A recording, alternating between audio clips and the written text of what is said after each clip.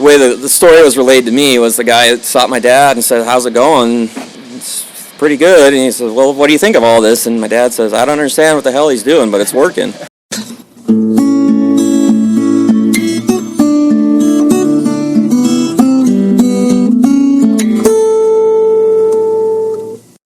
Welcome to the 337th installment of Ear to the Ground, the Land Stewardship Project's podcast on family farming, regenerative agriculture, community food systems, and local democracy.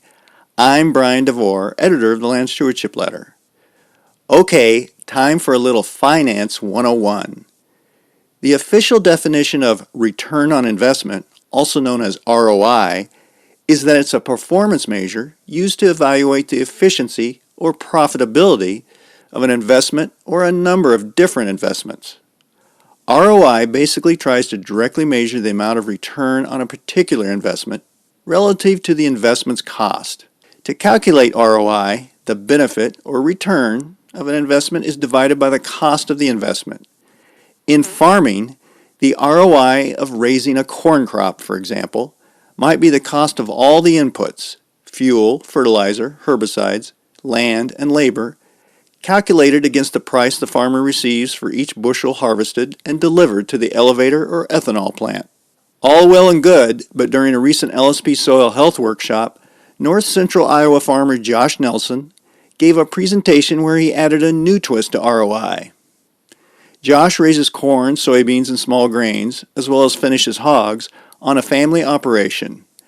For the past few years, he's been using cover cropping, no-till, strip-till, diverse rotations, and manure applications to build soil health. Josh reports that the systems approach he's using to create more biologically healthy soil is not only producing less of a reliance on expensive inputs and better yields, but also other non-monetary results that, in his opinion, boost the operation's overall ROI.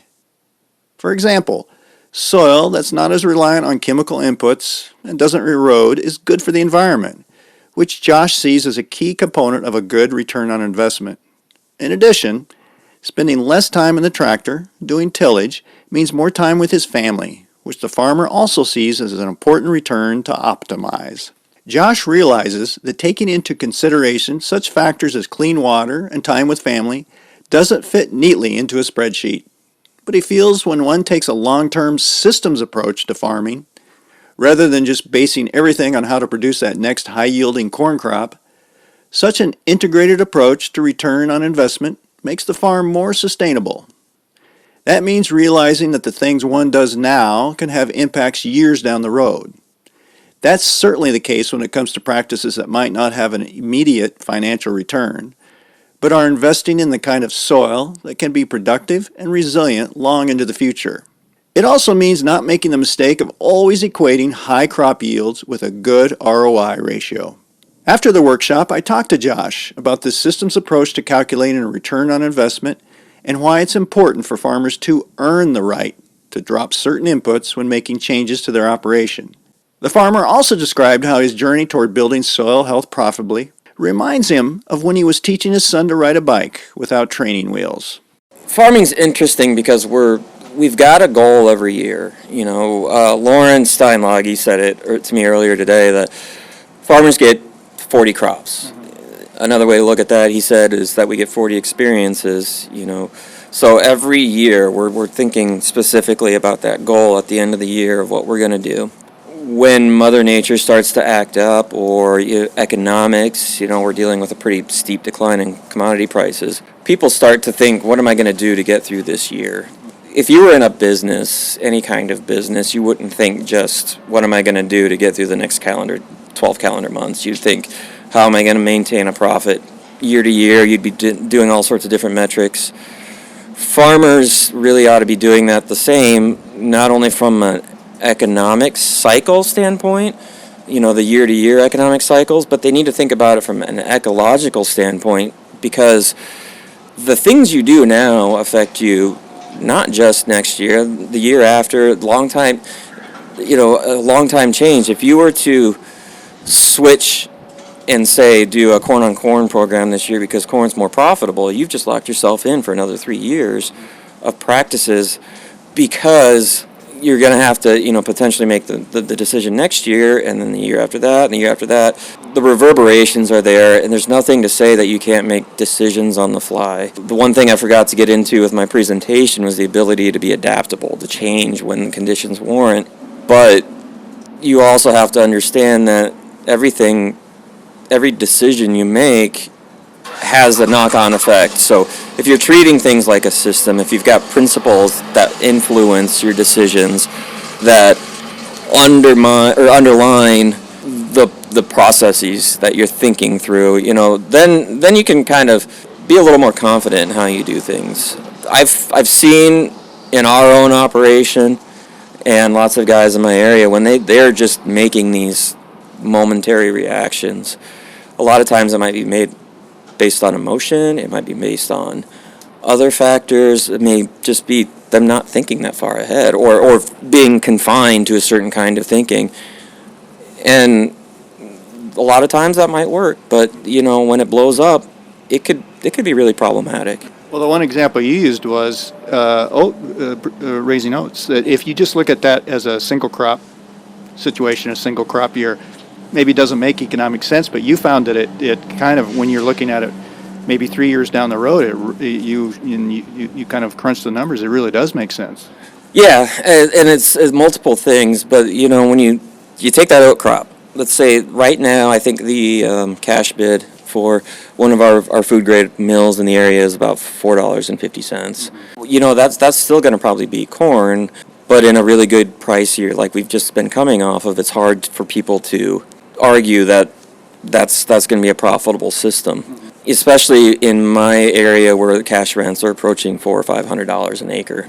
But lots of guys have found that when they treat it like a system, a multi-year, 3-part system, they can still make a cash flow, because in an oat year, you're going to be potentially spending less on seeds, spending less on fertilizer, spending less on your crops. If you harvest the straw, you've got another income stream. If you don't harvest the straw, you've got all the plant available nutrients that were in the straw that you've left in the field for the subsequent crop. It gives you time to grow another cover crop that can improve the soil for the length of the growing season. And you got a long time from when oats are harvested in July or August to when it freezes. So you've got all that amount of time. You can put manure on if you need to. You can graze it if you need to. These are, all different functions of the same system. But what that ends up doing over time is it creates less inputs for your subsequent corn crop. You might be doing a better job of controlling problem weeds like ragweed or some of these other things. And then over time, you're going to start to see that not only are you spending less money, so you're more financially resilient, your soil's improving, so you become more weather or climate resilient, and your crops are getting healthier, so they're becoming resilient on their own. And so once you start to see how the pieces fit together, you understand that these are systems, these are multiple outcomes that build on each other and similar. You could have a poorly functioning system that causes you to, end up in bankruptcy court a little faster. Right. Yeah, it can be a negative system or a positive system. Yeah, both ways. Yeah, I think that's a really good example. One of the things that you really talked about too was we get really stuck on equating yields with ROI. And it is a factor, but it can't be the only factor really if you're going to be resilient in the long term. Right. In my presentation, I talked about shooting for 200 bushel corn, and that's kind of become my standard. I would love to harvest 300 bushel corn someday, but when I think about it, I have to look at the realistic situation. This is kind of where adaptability comes in. If I'm starting at 250 at the beginning of the year and then it never rains, but 200 is an achievable goal within my system, then I'm going to go for that. If I plan for 200 at the beginning and I overshoot that, well, that's just pure profit. If you're going out there to get that last 5 bushel, if you're reaching really hard to get those last little bit of stretch goals and it's costing you more than you're getting in return, then you really got to reassess what your actual goals are. Are you just searching for yield, or are you searching to be a profitable business? And I think that's where a lot of guys struggle with the concept of ROI. They'll hear the salesman say, this is a 5 bushel gain. Everything gets you 5 bushel. You know, you go to the farm show and you can get 300 bushel walking through the alleys picking, It's just by being there. yeah, you don't even have to plant a crop and you've got bumper crop. But some of those things are real. Some of them do get you money, some of them don't. Some of them are just expensive. But I think when you kind of treat, going back to the systems approach, and you start to treat things like a system, you have achievable goals and practices in place, that's when you start to understand what real ROI is. And it's not just talking about, what you spend. Sometimes it's time. I've got 2 little girls at home. I want to spend time with them. I'm concerned about the environment. I don't want to overextend my ecosystem or do things that are damaging. Those are all returns on investment. If I invest my time in good, sustainable practices, I might get more time with my kids. I might get more money at the end of the day. My body won't hurt from sitting in the tractor all the time. So there's a lot of things that aren't just financial, but sometimes when you think about how to deal with things in a systems approach, you do get the financial benefit. You admitted this from your thing that you borrowed this from Gary Zimmer, but it's this idea about earning the right. Maybe earning the right to cut inputs or earning the right to rely more on biology. Can you talk a little bit, that sounds like that's been a really key thing for you as you've made some of these changes in your farming operation, is being aware of you've got to earn that right. You can't just go cold turkey on certain things or go 100% on something. I mean, if you look at what our soils are doing now and what our biology and our farm systems are doing now, everything's really kind of been propped up. The corn crop, everything, or the bean crop or whatever, we're fertilizing to get a crop. We're not letting natural systems do the work that they're supposed to or accommodate the things that we're doing. And these aren't things that they can be destroyed overnight, but they aren't going to be rebuilt quickly. So when Gary talks about it, when I talk about it, when I've heard other people in other states talk about it, when you earn the right, you're letting your biology not only rebuild, but you're understanding what the system is doing and how you can change it, how the things that you're doing affect the system. Because I've seen lots of guys go out and say, I'm gonna, they learn about regenerative ag, they get religion, they want to go out there and cut because, they said that Gabe Brown does this, and they don't understand that it probably took Gabe, decades to get to where he's at, and some of it was just pure luck of the system. But it's also Gabe understanding and observing and paying attention to what he's doing. And if you just go out there one day and cut cold turkey, you're going to have a disaster on your hands. And I think that's what happened with a lot of guys when they were going no-till in the 90s, or you see it now with some of these guys that put cover crops on, and they don't get any help from anybody, or they get the wrong kind of help, and then it's just a disaster on their hands because they weren't coached on how to do it, or they weren't paying close enough attention, or they thought that all I got to do is sell my field cultivator and plant my corn, and everything's going to take care of itself. It takes time. It takes a lot of work. It takes as much work as your conventional farmer puts in, doing all the tillage and everything else. It's just that instead of exercising the machine, sometimes it's exercising your body or your brain to understand what's going on. I think, like Gary said, sometimes the biggest compaction problem is between your ears. Yeah. I love, to steal another thing, I think Dale Strickler at Green Cover always says, when he hears it doesn't work here, it always starts on your right ear and ends on your left ear. So, these ideas work just about anywhere if you approach them with the correct mindset and you let things work the way they're supposed to. Do you recall when you realized, or was there an event or a season when you realized you've earned the right to maybe do some things, to drop some inputs or to change things?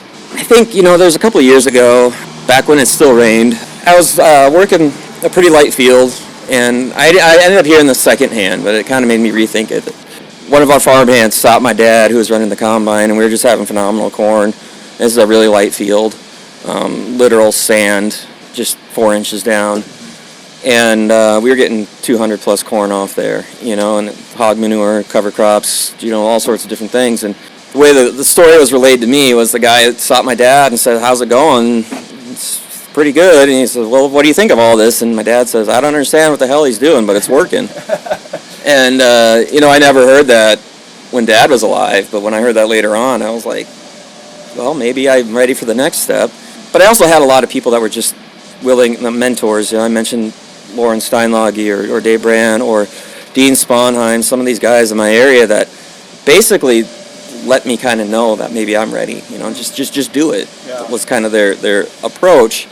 And then when you have somebody that's willing to just kind of give you a bit of confidence and stand behind you with help, you find that you can do a lot more than you realize you're able to. It's kind of like, when I taught my son how to ride a bike, he was going down the bike trail and didn't even realize I'd stopped following him. Yeah. He was convinced he couldn't ride a bike, and that summer I couldn't keep him off the bike. At a certain point, you learn how to take the training wheels off, but you just need somebody to be there to let you know they got your back, even if they stop holding you. Well, that's a really good analogy, and I think you said that in some ways it's you kind of had an eye opener when you realized biology could play a much bigger role than, for example, I guess the other thing you were describing was too many times we use fertilizer as the only way to raise that crop, where it really should be almost like a gap insurance or a way to kind of to fill in some gaps. But instead of it being the driver of the system, really biology needs to be the driver of the system. A friend of mine in Kansas says this a lot, but I think farmers are convinced sometimes that we are the only thing keeping that crop alive. Like, if we aren't doing something, if we don't put the anhydrous down, if we don't put the potash, or if we're not putting 150 pounds of MAP down in the fall, then everything's going to die. Yeah. And it's the prairie and bison seeded, fertilized itself. Natural systems work. There's times where you just got to say it's okay doing nothing. There's also times where you got to intervene, because farming is not, it's been around for 10,000 years, but it's not natural. We're making plants and things not, do things that they're not supposed to. But we still work within the context of Mother Nature. So when you understand that you're a partner of biology, then you can figure out how to do things a little more effectively. So it's not so much work. It's actually a little more fun. You could go out and count the painted turtles in your no-till field because they're going after worms, and you can do fun things like that instead of stressing out about how your seed bed's not perfect because your field cultivator was a little bit off or whatever. I didn't use biology or bugs in a jug, biological additives. I use biostimulants. I use things that are designed to just like what they say, they stimulate the plant or they stimulate the biology. Ideally, they're going to do both. Right. Something like a humic acid or a kelp will feed the biology and feed the plant at the same time to increase some of the symbiosis that goes on without having to introduce wild strains. Like, there's certain products I know that work that are claim 800 or whatever more strains of microbes. And I know enough about their products not to name any, but I know that they work fairly well. I also know that in good functioning soils you might not need those specific biological species, but you will need something to feed them. Yeah. And that's where the biostimulants come in, and that's where you can improve your efficiency on some of these metrics without having to resort to extreme measures or suffer. Especially when I think about the weather that we've had. When I use something like a humic acid to improve my nitrogen uptake, it allows the plant to be more efficient with the water use, and it can decrease the plant's stress. And so therefore, when we're stressed out, we perform badly. I get sick. I think the same is true of the plant, and anything I can do out there to relieve the stress of that plant is going to be a benefit at the end. Yeah, it's kind of the difference between just, like you said, basically giving that plant a crutch and supporting it in any way. So once you leave the picture, or you take that out of the picture, it fails, and kind of making it a self-perpetuating system, kind of letting it cook up its own fertility and its own kind of healthy way of kind of interacting with the soil. It's kind of like just a kickstart kind of thing. Yeah, to quote my Kansas friend again, he says, he feels like half the time the plants are recovering from the stuff we screw up or we do to them, So I don't know how true that is in Iowa, where, we have a bit friendlier climate, but there are plenty of times where I've gone out and screwed up a corn crop or a bean crop because I thought I needed to do something, and then spent the rest of the summer wondering if I made the right decision. There's also plenty of times where I just should have probably acted. There's a happy medium there, and that's where I really feel like a lot of this comes in. And it's unfortunately the kind of thing that you have to learn through experience, but hopefully, we're building a good enough network that some of this experience can be learned through osmosis or some other way. You are using cover cropping and no-till and diverse rotations, kind of the big three of soil health, so some of the big things. Is there some things that it sounds like you're not, how old are you? 42. You're 42. You're a young guy. You're a young farmer. Yeah. It sounds like you're not afraid to innovate and experiment. Is there something you're looking into, or that you've heard about that you'd like to give a try? The kind of the next steps.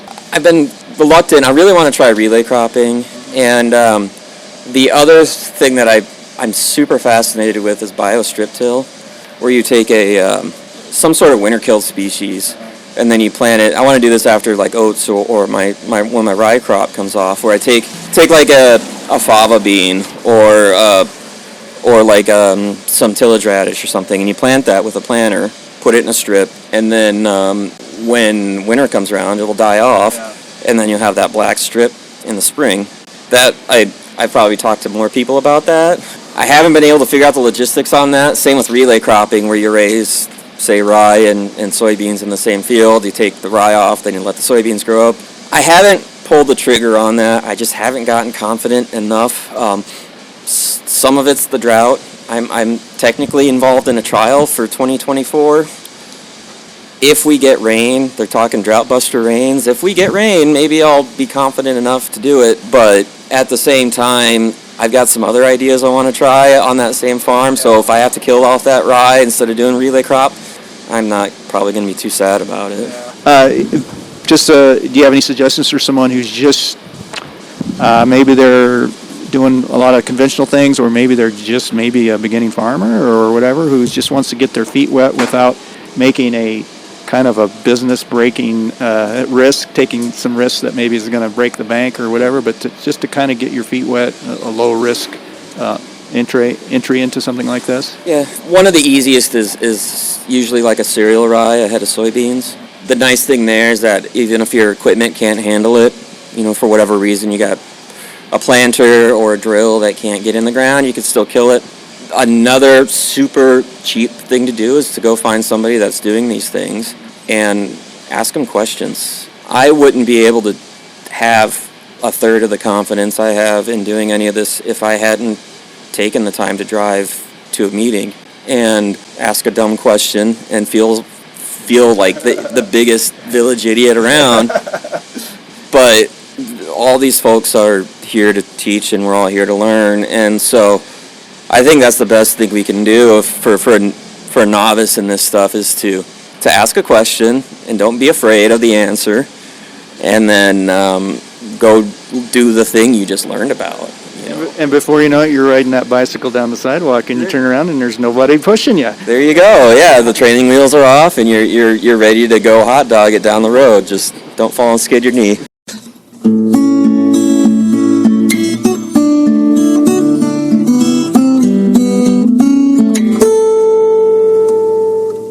For more on building soil health profitably, see the podcast page for Ear to the Ground episode 337 at landstewardshipproject.org. If you have comments or suggestions about this podcast, contact Brian DeVore at bdevore@landstewardshipproject.org, or you can call 612-816-9342. By the way, it helps us greatly if you can give Ear to the Ground a rating on whatever podcast platform you utilize. And word of mouth is the best way to spread the news about our podcast. If you like what you hear, tell at least one person about LSP's Ear to the Ground. Thanks to Laura Borgendale, a Western Minnesota musician, for Ear to the Ground's theme music. And a special thank you to all of Land Stewardship Project's members who make initiatives such as this podcast possible. If you're not a member, visit landstewardshipproject.org to learn how you can support LSP. Thanks for listening.